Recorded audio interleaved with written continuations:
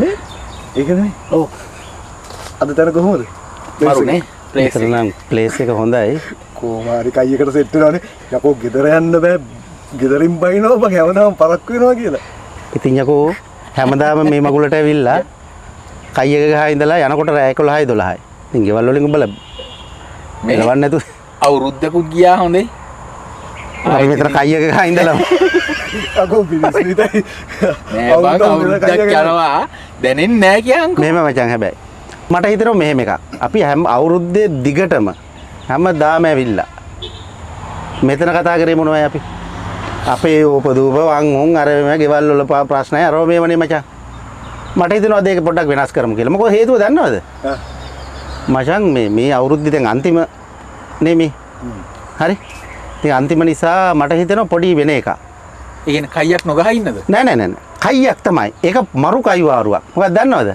ඒක පොලිටිකල් කයි වාරුවක් අම්බල ඒ අවුරුද්ද අන්තිම මචං ඒක මෙහෙමයි මොකද්ද ගහන කයිය නෑ මචං මෙහෙම තියෙන්නේ මට හිතෙනවා මෙන්න මෙහෙම දැන් මේ අලුත් ආණ්ඩුව ඔව් NPP එක අනුරාධපුර මහත්තයාගේ ආණ්ඩුව පත් වෙලා දැන් අවුරුද්දයි මාසයක් විතර වෙනවා හරි අලුත්මත් නෑ ඔව් අලුත් නෑ අවුරුද්දක් ගිහිල්ලා තියෙනවා පහෙන් එකක් ඉවරයි පහෙන් එකක් ඉවරුණාට මචං දැන් මේ අවුරුද්ද ඇතුළත බලහ විපක්ෂ කියනවා මේගොල්ලෝ අසමත් හැමදාම කියනෝනේ මචං හරි මට හිතෙනවා මෙන්න මෙහෙම එකක් මේගොල්ලෝ අවුරුද්දයි කරේ දැන් උන් අවුරුදු 76ක් කරානේ මචං අවුරුදු 76ක් කරලා දැන් විපක්ෂයට ගිහිල්ලා අවුරුද්දයිනේ ඔව් ඒක විපක්ෂයට ගිහිල්ලා අවුරුද්දයි හරිද විපක්ෂයට ගිහිල්ලා අවුරුද්දක් ඇතුලේ උන් මොකද්ද කරේ කියලා හොයන්න ඕන පොඩ්ඩක් උන් සමත්ද අසමත්ද කියලා පොඩ්ඩක් බලන්න ඕනේ නැද්ද ආණ්ඩුවක් මචං අවුරුදු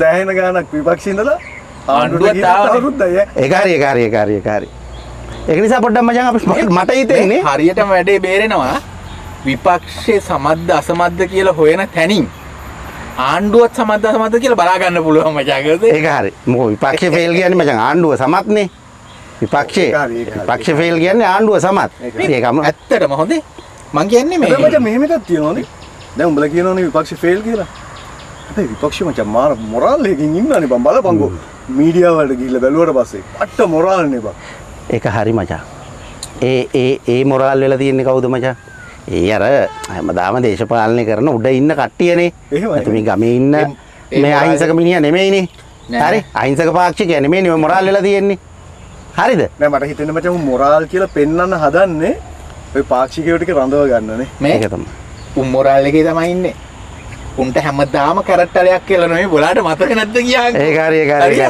ජනාධිපතිලා හරේ මේ හිටියනේ දැන් හෙට අනිද්දාත් ජනාධිපති වෙන්න ඉන්නේ කට්ටිය. ඒක හරි මචං. දැන් මම දැන් මේක නිකන් මචං මෙහෙමනේ.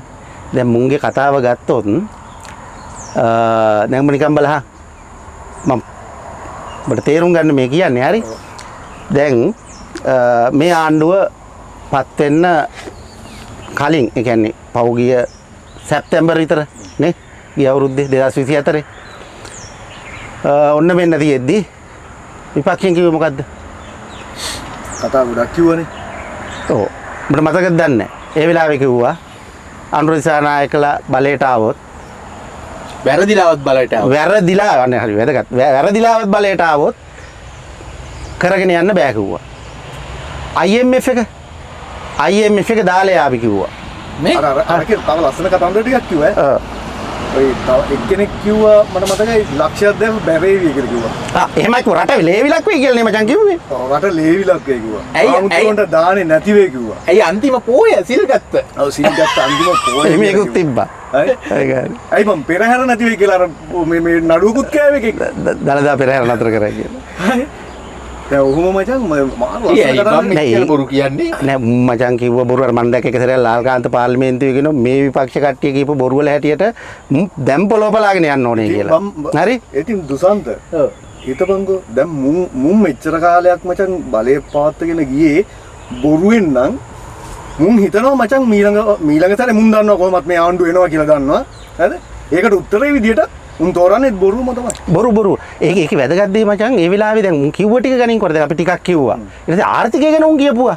උන් හිතන්නේ උන් මාර ආර්ථික ඔස්තාරලා. උන් නැතුව මේ ආර්ථිකේ මෙලෝ යකෙකුට කරන්න බෑ. IMF එක ඇවිල්ලා උදව් කරන්නේ නැහැ. ලෝක බැංකුව උදව් කරන්නේ නැහැ. ඉංග්‍රීසි බැරි නිසා පිටරටවල් උදව් කරන්නේ නැහැ කිව්වා. හරි.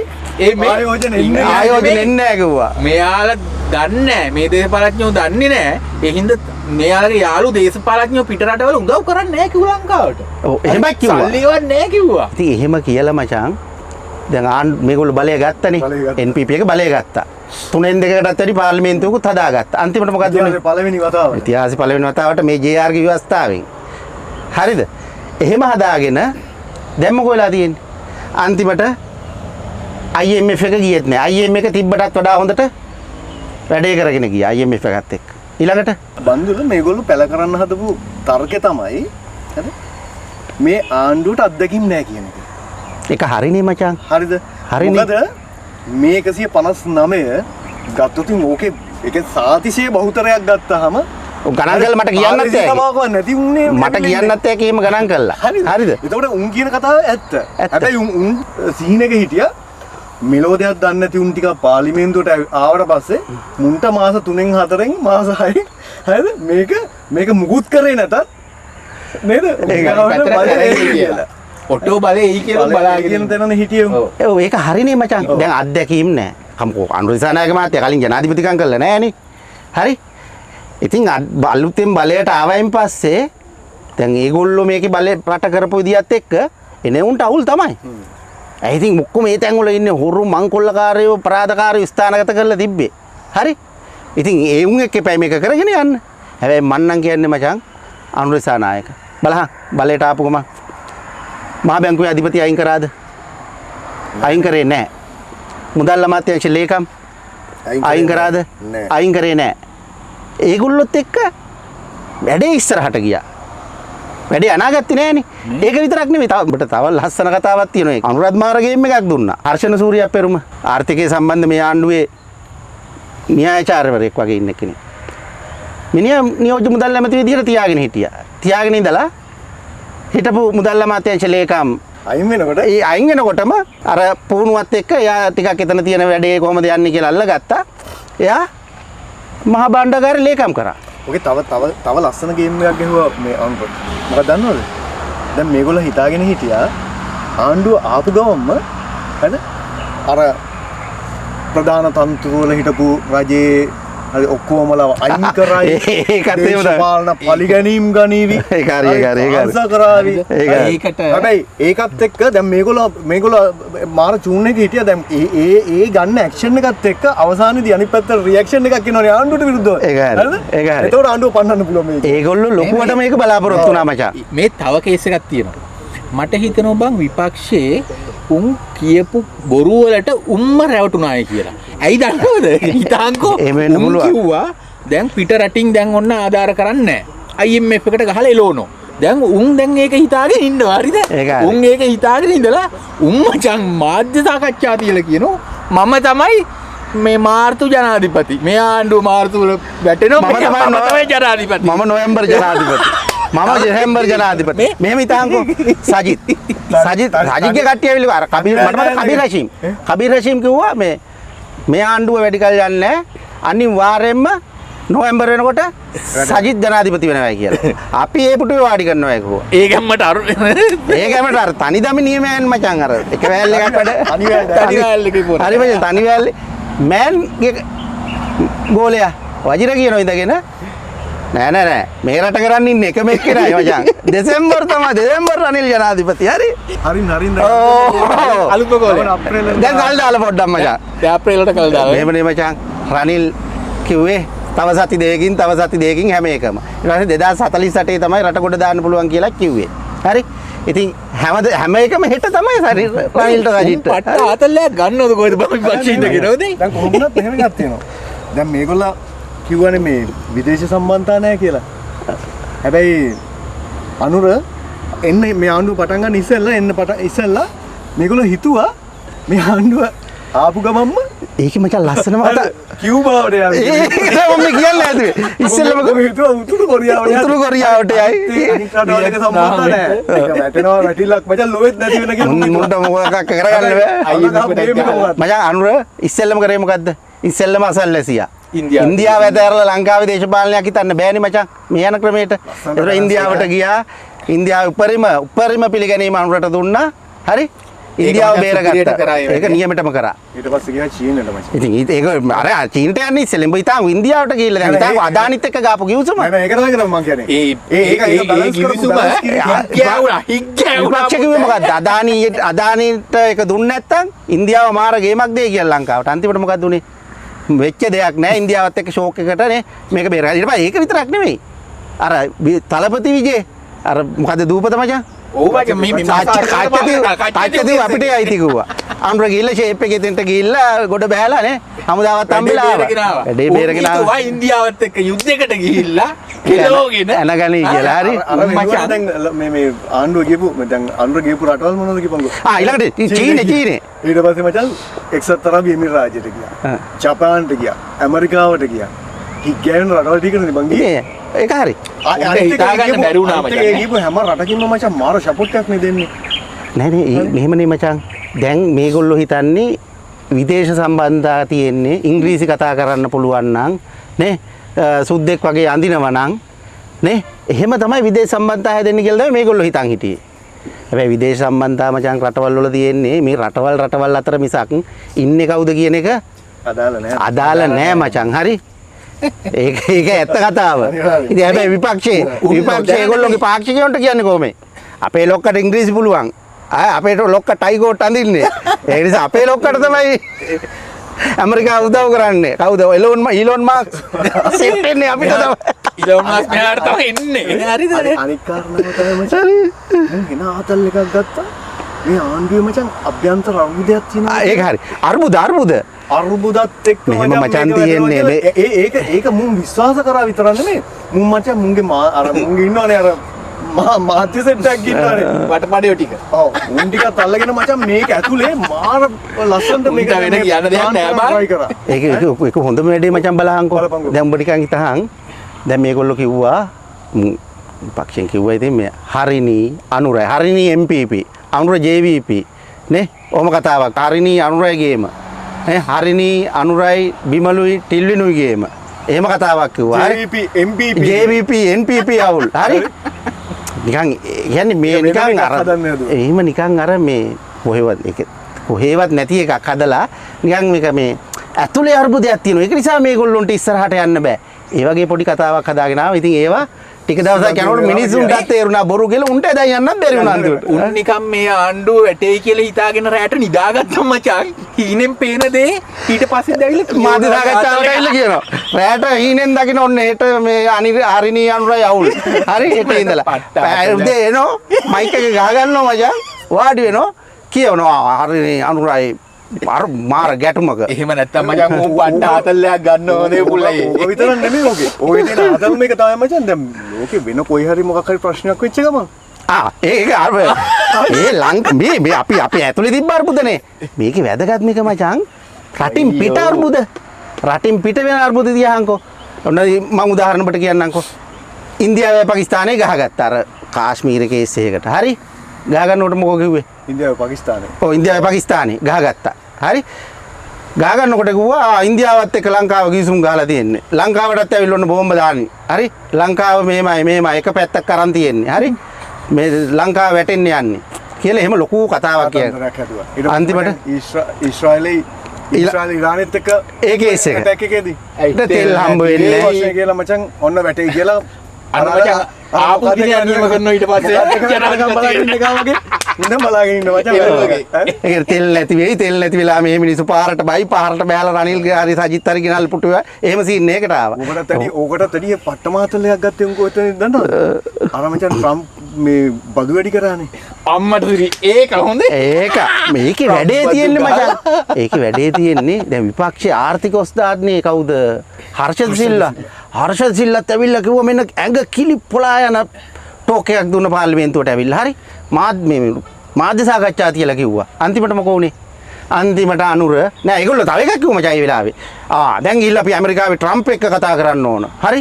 ඉංග්‍රීසි බැරි නිසා ඒගොල්ලොත් එක්ක කතා කරන්න බෑ. හරි. එහෙම කිව්වේ අන්තිමට අපි ඕනනම් ගිහින් සාකච්ඡා කරන්න. අපි ඕනනම් සාකච්ඡා කරන්න කිව්වා.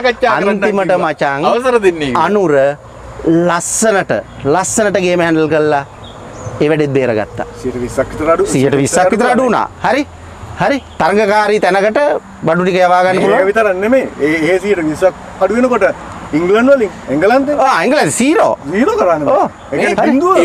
ඒක ඊළඟ එක තමයි ඒ හර්ෂද සිල්ලට මේ අයවැයට ඇවිල්ලා මචං මේ අය හොඳයි කියලා කටක් කරලා කියන්න වුණා උදේ.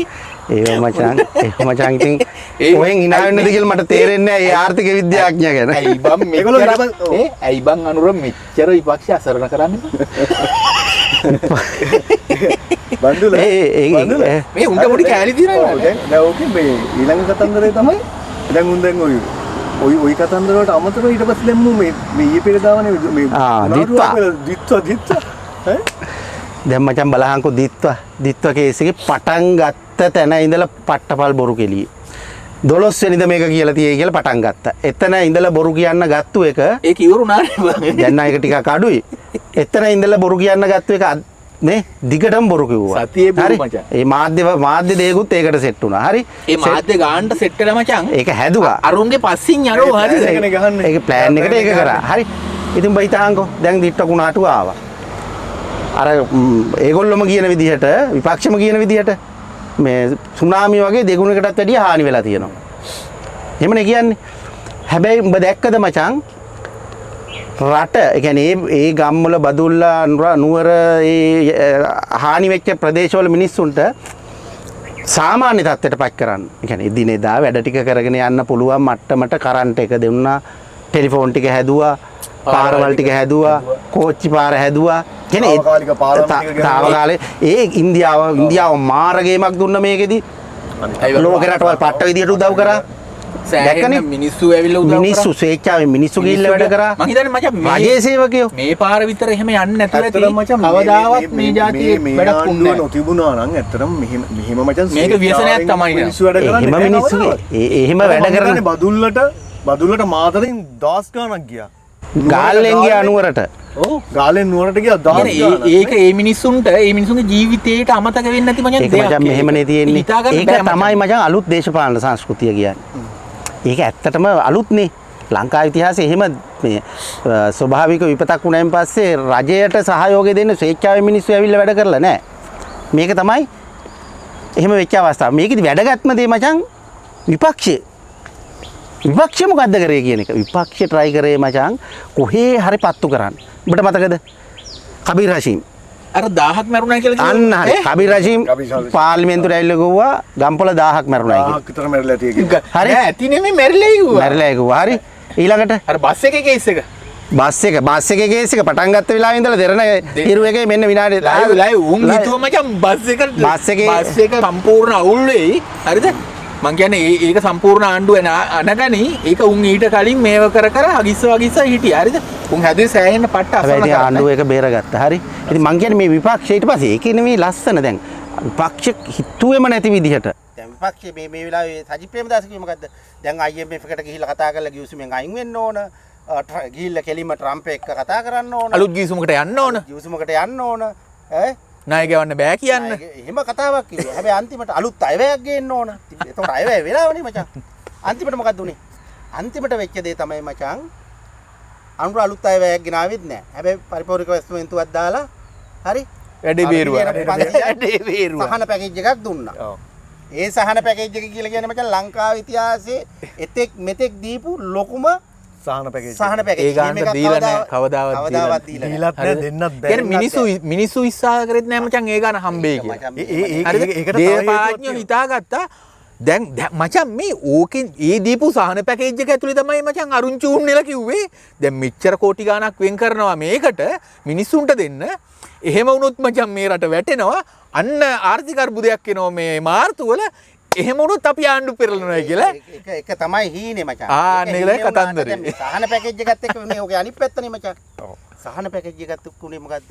සහන පැකේජ් එකත් එක්ක මිනිස්සුන්ට නොහිතූ ප්‍රමාණයක වන්දි නේ ජීවිත දෙන්න බැරි වුණා.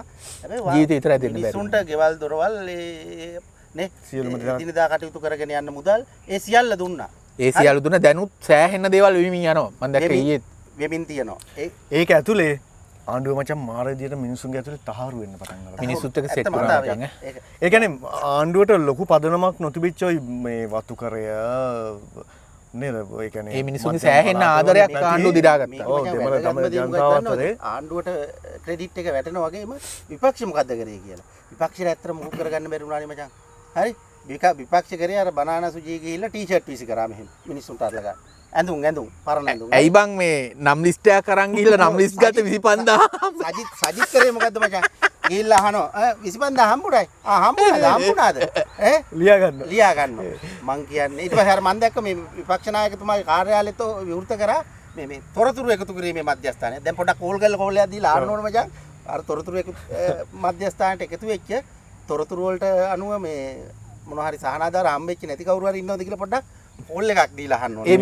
මේ වෙද්දි ඇයි මතක නැහැ යුව රජතුමා ගිහිල්ලා නාමලයා ඌ ගිහිල්ලා බං මේ අපි නම් ඉඩම් ටික අල්ලගමු කට්ටිය එකතු වෙලා උන් බං හදන්නේ මොකක් හරි එකක් ඇතුලේ මේ ආණ්ඩුව අපහසුතාවයටපත් කරන්න පුළුවන් නම් එහෙම තියෙන්නේ මචං. දැන් මට මගේ යාළුවෙක් ලස්සන කතාවක් කිව්වා. හරි?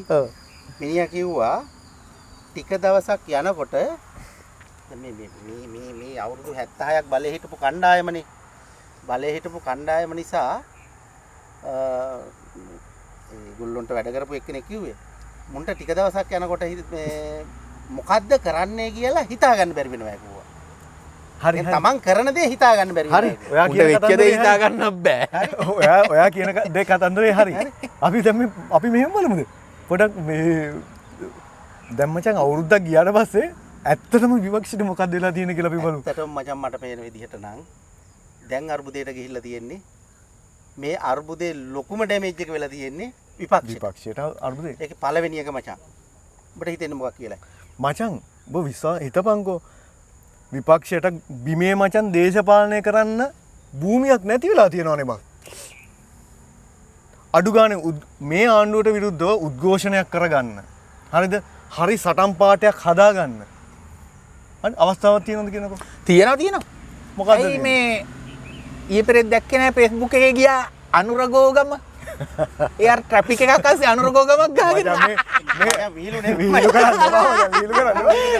වීලු නෙමෙයි මචං. එහෙම මම කියන්නේ. දැන් මචං බලහන්කෝ. දැන් එක්සත් ජාතික පක්ෂ කියලා එකක් ගත්තොත් ලංකාවේ තිබ්බ ලොකුම පක්ෂ මචං. හරි? දැන් සජබේ ගත්තා. පෞගිය ඡන්දෙදි ඡන්ද ලක්ෂ 30 ගණක් වගේ ගත්තා. හරි? ඊට පස්සේ පොහොට්ටුව ගත්තොත් ලංකාවේ තිබ්බ ලොකුම තුනෙන් දෙකක් ගන්න පක්ෂය මචං. ශ්‍රී ලංකා නිදහස් පක්ෂය ඒත් එහෙමයි. මේ ලංකාවේ තිබ්බ දැවැන්තම පක්ෂ ටික දැන් මොකෝ වෙලා තියෙන්නේ? අද බන් තනියම දේශපාලනය කරන්න බැරි තැනටපත් වෙනානේ මචං. අද තනියම දේශපාලනය කරන්න බැරි මට්ටමට ඇවිල්ලා තියෙනවා. තනියම දේශපාලනය කරන්න බෑ. කැඳ හැලිය වගේ ඔක්කොම එකතු වෙලා ණය අර මචං කතාවක් තියෙනවනේ ගම් වතුරේ ගාගෙන යද්දි ණයිම කුටි එකම කොටේට නගිනවා කියලා. අන්න හරි මචං. දැන් ණයිම කුටි එක කොටේට නැගලා තියෙන්නේ. හරි? මං කියන්නේ මේක තමයි අනුරගේ ජයග්‍රහණය. හරි NPP එකේ ජයග්‍රහණය මේක. ඒ කියන්නේ තනියම දේශපාලනය කරන්න බැරි මට්ටමට ඒගොල්ලෝ පත් කරපු එක. මේක තව මං හිතන්නේ නම් තව ටිකක් යද්දි මේක තවත් තව අවුරුදු 4ක් තියෙනවනේ. ඔව් ඒ 4 යද්දි තනියම ඒ ඔය එකයි ඔය අවුරුද්දයි තාම කියන්නේ. අවුරුද්දක් යද්දි හරි අවුරුද්දක් යද්දි උන්ට තනියම දේශපාලනය කරන්න බැරි ගාන මේ ඔතනින් සෑහෙන සිට්ටයක් දේශපාලනය අත්හරිනවා මචං. ඒක ලස්සන ඇයි උන්ට කියා ගන්න පුළුවන් බොරු සීමාවක් තියෙනවනේ. දැන් අප්‍රේල් වලින් පස්සෙත් මචං කවරද දිනයක් දීර්ඝ කරයිනේ. ඒක කියන්නේ කවුද දන්නේ නැහැ. ඒකේ ලස්සනම කතන්දරේ තියෙන්නේ දැන් විපක්ෂයට ඒ කියන්නේ සටන් පාට අහිමි වෙලා තියෙන්නේ. ඒ කියන්නේ ජනතාව දැන් අපි දන්නවා දැන් මේ ආණ්ඩුව විපක්ෂ ඉන්න කාලේ හැමදාම යාලට සටන් පාට තිබ්බනේ. ඒ කියන්නේ ජනතාවගේ ප්‍රශ්න විදියට ජනතාවගේ පැත්තෙන් ජනතාවගේ ප්‍රශ්න සම්බන්ධයෙන් හැමදාම ආණ්ඩුවට විවේචනයක් ආණ්ඩුවට එහෙම සටන් පාට තිබ්බා. දැන් මෙයාලට මොකද්ද තියෙන සටන් පාට කියන්නේ? ගනින්කෝ. මේ සටන් පාට දැන් විපක්ෂයේ තියෙන සටන් පාට මොනවයි? එකක් තමයි අනුර දිසානායකගේ බොත්තම ප්‍රශ්නේ. ටයි එකේ ඇදේ. හරි? ලපේ ප්‍රශ්නේ. ඔව්. ඊට පස්සේ ඇයි ග්‍රැමර් ප්‍රශ්න. වචන වරදිනවා. හඳුන් ග්‍රැමර් ප්‍රශ්න. ග්‍රැමර් ප්‍රශ්න. ඔය වගේ සිල්ලර එක්ක බොරු මඩක් හරි නිර්මාණය කරලා පොඩි ෆන් එකක් ගන්න. ඇත්තටම විපක්ෂයට දේශපාලන සටන් පාට නෑ මචං. කියන්නේ මිනිස්සු සංවිධානය කරගන්න. දැන් ඔබ දැකලා තියෙනවා බලගමට විපක්ෂේ සජබේ හරි පොහොට්ටුව හරි වෙන කවුරු හරි ඇවිල්ලා ගමේ ශාඛා සමිති හදලා මොකක් හරි එහෙම මගුලක් දැකලා තියෙන්නේ කවදා? පිස්සු පැත්ත පහුගිය බලන්න. අවුරුද්දෙම. ඉතින් ගමේ එහෙම එකක් ඉන්නවද කියලාවත් නැහනේ. ඒක තමයි මං කියන්නේ. ගම්වල ඇත්තටම එහෙම විපක්ෂයේ ওই මොන පක්ෂයකවත් දේශපාලඥයෝ කියන උන් ඉන්නවද කියලාවත් ඒක නැහැ. නෑ විපක්ෂයට දේශපාලන සටන් පාට නෑ. ඒක හොඳම වැඩේ මං කියන්නම් ඔබට. දැන් මේ අයවැය ආවනේ.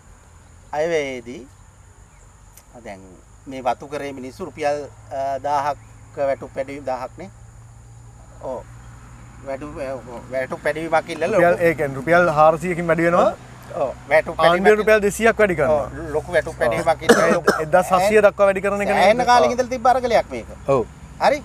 හැබැයි අනුර ඇවිල්ලා දුන්නා රුපියල් 400 වැඩි කරා. 400ක් වැඩි කරා ආණ්ඩුවෙන් 200ක් එක 200ක් දුන්නා. එක. හරි. ඊට පස්සේ මොකෝ වුනේ? විපක්ෂයට මේක තේරුම් ගන්න බැරි වුණා. දැන් මේක මේ ජනතාවට දීපු එකක් නේ මචං. විපක්ෂයකට විරුද්ධ වෙනවා. විපක්ෂ දේශපාලනයේ කොතනද කියලා තියෙන්නේ?